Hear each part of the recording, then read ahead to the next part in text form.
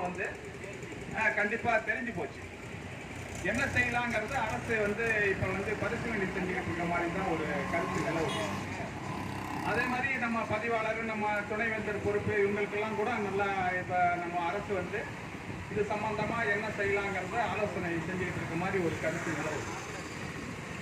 நிச்சயமா நம்ம போராட்டம் வந்து வலு சேர்க்கும் வண்ணம் நேற்று வந்து நம்மளுடைய அதாவது காட்டுமன்னார்குடி தொகுதி எம்எல்ஏ சிந்தனை செல்வன் வந்து நண்பர் தான் அவங்க வந்து கிட்டத்தட்ட மக்களுக்கு என்ன தேவை, பாதிக்கப்பட்ட இடத்துக்கு என்ன நம்ம வந்து சிறப்பு செய்யணும் அப்படிங்கிறதெல்லாம் ஒரு கருத்தில் கொண்டு எல்லா இடத்துக்கும் கிட்டத்தட்ட நம்மளுடைய போராட்டம் நியாயமான போராட்டங்கள் தெரிஞ்சுக்கிட்டு எம்எல்ஏ நம்மகிட்ட வந்துட்டாங்க.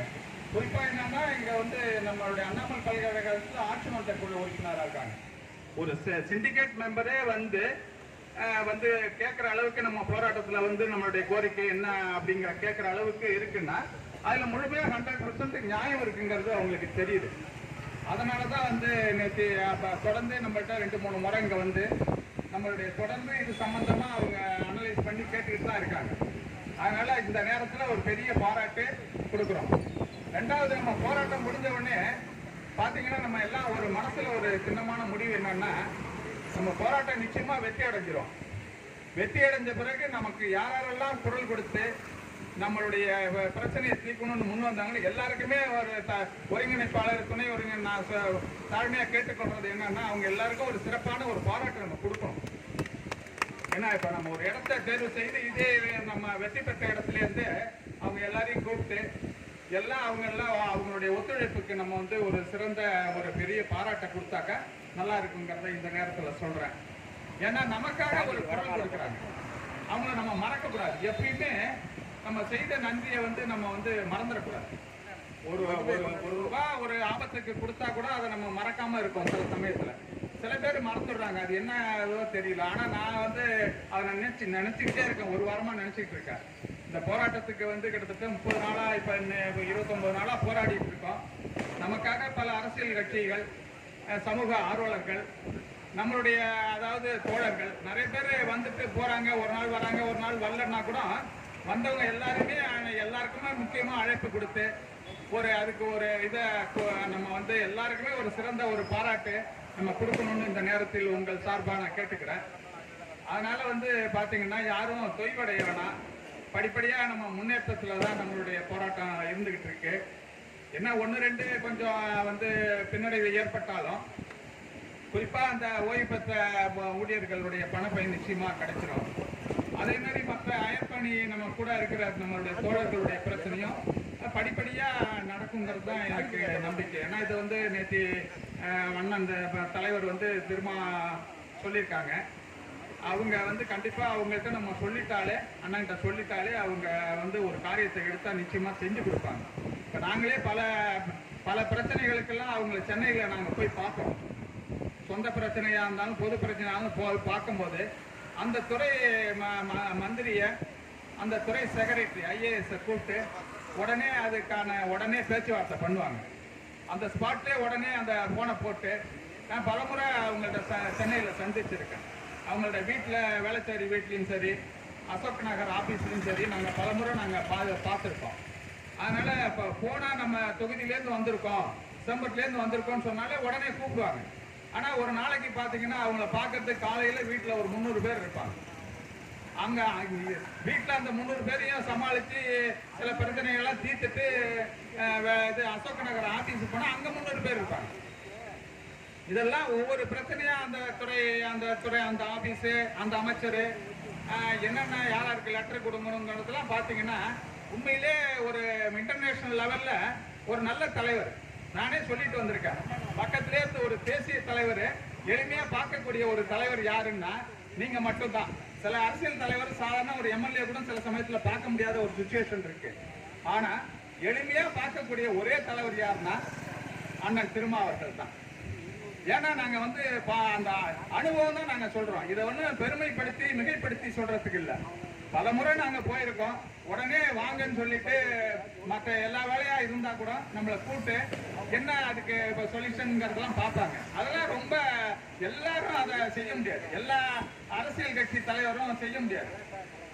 அதுக்கெல்லாம் அப்ப நாளைக்கு பார்க்கலாம், இன்னைக்கு பார்க்கலாம், அப்புறம் வர சொல்லு, அவர்கிட்ட கொடுத்துட்டு போய் டைரக்டா அந்த களத்திலேயே இறங்கி வேலை செய்யற மாதிரி உடனடியா அவங்க கூப்பிட்டுப்பா, என்ன அது என்னம்மா உங்களுக்கு பிரச்சனை அப்படின்னு சொல்லி உடனே அதுக்கு லெட்டர் வேணுமா, அந்த அந்த துறைக்கு பேசணுமா, அந்த ஒரு குழந்தைக்கு பர்த்டேன்னு வந்தாலே அதுக்கு உடனே என்ன செய்யணுமோ அதை செய்வாங்க.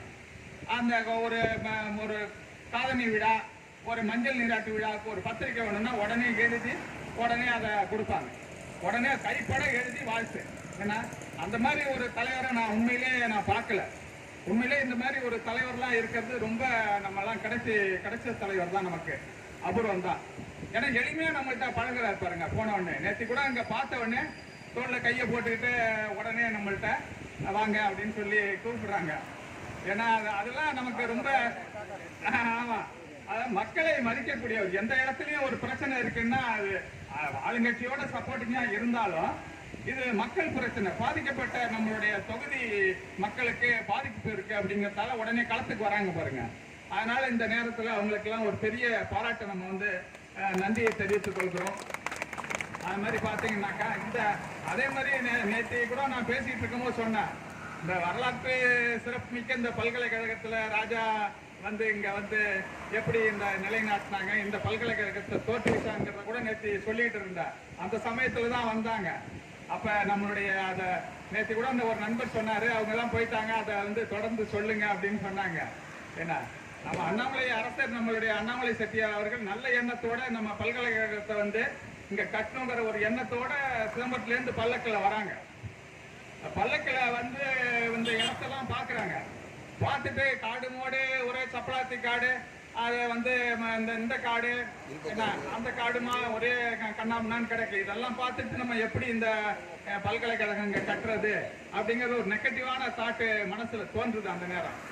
இருந்தாலும் நம்மளுடைய ஏதோ ஒரு அசரீதி இங்க இருக்கக்கூடிய ஒரு காவல் தெய்வங்கள் என்னன்னா அவரை விடல, அரசரை விடல. உடனே ஒரு பக்கத்துல இருந்த சப்பலாத்தி முள்ளு அவருடைய துண்டை இழுக்குது. சரி என்னடா அது துண்டை இழுக்குதுன்னு சொல்லிட்டு பல்லக்கில் ஏற போறாரு, துண்டை இழுக்குது. துண்டை இழுத்த உடனே சரி அடுத்தட பாத்தீங்கன்னாக்கா மறுபடியும் அந்த காத்துல மறுபடியும் அந்த சப்பலாத்தி அந்த காட்டுல போய் மாட்டுது. ஒரு 2-3 தடவை அந்த சப்பலாத்தி முள்ளுல மாட்டி மூன்றாவது தடவை தான் அந்த முள்ளுல இருந்து மீள்றாரு. அப்ப சரி அப்படின்னு சொல்லிட்டு பல்லக்கில் ஏறி உக்காந்துதான் அவருக்கு எண்ணம் மாறுது. ஏதோ ஒரு சூழ்நிலை நம்மளை இழுக்குது, இந்த இடம் இது நமக்கு, இந்த இடத்தை தான் நம்ம தேர்வு செய்யணும் அப்படின்னு சொல்லிட்டு ஒரு மனசுல ஒரு நல்ல உதயம் உதிக்குது. இப்ப ராபர்ட் புருஷன் ஒரு மன்னன் இருந்தான். அந்த 6 முறை தோல்வி அடைஞ்சிட்டான். தோல்வி அடைஞ்சிட்டு ஒரு ரொம்ப கஷ்டத்தோட, மன கஷ்டத்தோட, கலக்கத்தோட படுத்திருக்கான்.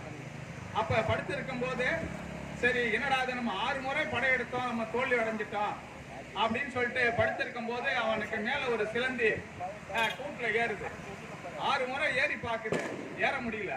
7வது முறை அந்த சிலந்தி தன் கூட்டை அடையுது. அப்ப அதை பாக்குறான், கீழே இருந்து பார்த்துட்டு உடனே ஏன் நம்ம 7வது முறை படையெடுக்க கூடாதுன்னு தான் போறான். அப்ப வெற்றி அடைகிறான். அந்த மாதிரி ஒவ்வொன்றுக்கும் ஒரு ஒரு இது இருக்கு, அதாவது காரணங்கள் இருக்கு. ஒவ்வொன்றும் காரணங்கள், காரியங்கள் இல்லாம எதுவும் நடக்காது. அதே மாதிரி அரசர் இந்த சப்பலாத்தி முள்ள மாட்டினத்தால ஏதோ நமக்கு இங்க ஒரு ஈர்ப்பு சக்தி இருக்குன்னு மனசை மாத்தி ஒரு நல்ல எண்ணத்தின் அடிப்படையில தான் இந்த பல்கலைக்கழகம் உருவாச்சு.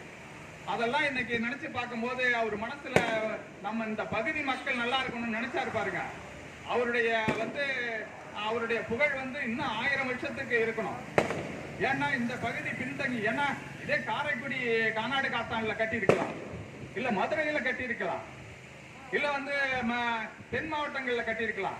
நம்ம பகுதி ஒரு தேர்ந்தெடுத்து இந்த பகுதி மக்கள், பின்தங்கிய மக்கள், ஏன்னா வளர்ச்சி இல்லாத மக்கள், இந்த மக்கள் பயன்பெறணுங்கிற எண்ணம் இந்த பகுதி, இந்த பல்கலைக்கழகத்தால எவ்வளவு சிறப்படைஞ்சிருக்கு. இன்னைக்கு இந்த சிதம்பரம் பாத்தீங்கன்னா இந்த பல்கலைக்கழகம் நம்பர் 1. அதுக்கு மேல நம்ம நடராஜர், என்ன அது மாதிரி சிறப்பு வாய்ந்த ஒரு பிச்சாவரம் சுற்றுலா சுத்தி இருக்கக்கூடிய கடல் அமைப்புலாம் நமக்கு நல்லா சிறப்பா அமைஞ்சிருக்கு. இதெல்லாம் வச்சு இன்னைக்கு கடலூர் மாவட்டம் ரொம்ப சிறப்படைஞ்சிருக்குன்னா இதெல்லாம் அடிப்படை ஒரு காரணம். எல்லா யூனிவர்சிட்டி ஆல் இந்தியா யூனிவர்சிட்டியில நம்பர் 5 6வது இடத்துல 7வது இடத்துல நம்ம பல்கலைக்கழகம் இருக்கு. அது வந்து பாத்தீங்கன்னா இதெல்லாம் ஒரு கட்டமைப்பு. பாத்தீங்கன்னா ஆக்ஸ்போர்டு பல்கலைக்கழகம், கேம்பிரிட்ஜ் பல்கலைக்கழகம் லண்டன்ல பார்த்துட்டு வந்து தான் இதை வடிவமைச்சார். சாதாரணமா இந்த பல்கலைக்கழகத்தை வந்து அவருடைய எண்ணம் வந்து லண்டன் போய் ஒரு இளவரசருடைய பட்டமேற்பு விழாவுக்கு போனதுல தான் அவருக்கு இந்த ஒரு எண்ணம் உதயமாயிருக்கு. அந்த மாதிரிலாம் அவருக்கு வரலாற்று சிறப்புமிக்க பல்கலைக்கழகம். இப்ப நம்ம ஒருங்கிணைப்பாளர் இவங்கெல்லாம் சொல்ற மாதிரி இது வந்து பிற்காலத்துல வந்து எதுவும் பின்னடைவு ஏற்பட்டுறாமல் இன்னும் வளர்ச்சி பாதைக்கு இது பல ஆயிரம் மக்களுக்கு பல லட்சம் மக்கள் பயன்பெறணுங்கிற ஒரு எண்ணத்துல தான் நம்மளும் வந்து சொல்லிட்டு இருக்கோம். ஏன்னா இப்ப பாத்தீங்கன்னா எல்லாம் நல்லா இருக்கணும்னு நினைச்சாலே ஆட்டோமேட்டிக்கா அது பாசிட்டிவ் திங்க். என்ன இப்ப ஒரு குழந்தையே நல்லா படிக்கணும்பா, நல்லா வளரணும் அப்படின்னு சொல்றதுக்கும் நீ வீணா போடுவோன்னு சொல்றதுக்கும் நிறைய வித்தியாசம் இருக்கு. எப்பயுமே நம்ம பாசிட்டிவா வந்து பேசி நம்ம வந்து பழகணும்.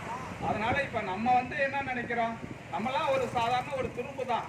இந்த பல்கலைக்கழகத்துக்கு பணியாற்ற வந்திருக்கோம். இந்த பகுதியில நம்ம வந்து நம்மளுடைய வீடுகள் எல்லாம் வாசல், நம்மளுடைய பூர்வீக குடிகள்லாம் இங்க தான் இருக்கும். ஏன்னா இருந்தாலும் நம்ம பகுதியில் இருக்க ஒரு பல்கலைக்கழகம் நல்லா வளரணும், அது இருந்தாக்கா நாமும் வளரலாம், நம்மை சார்ந்தவர்களும் வாழலாங்கிற ஒரு எண்ணத்துல தான் நம்ம சொல்லிட்டு இருக்கோம்.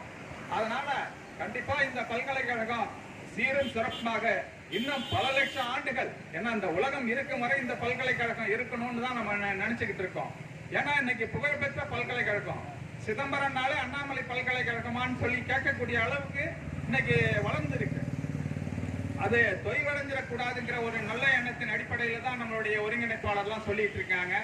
அதனால இந்த நேரத்தில் அவர்களுடைய வாக்குகள் மேலோங்கி ஒலிக்கட்டும் என்று கூறி, அதாவது இந்த பல்கலைக்கழகத்தில் உள்ள பிரச்சனைகளை இந்த பல்கலைக்கழக நிர்வாகமும் அரசும் கண்டிப்பாக நமக்கெல்லாம் ஒரு நல்ல தீர்வை கொடுக்கும் என்று சொல்லி வாய்ப்புக்கு நன்றி கூறி விடைபெறுகிறேன். நன்றி, வணக்கம்.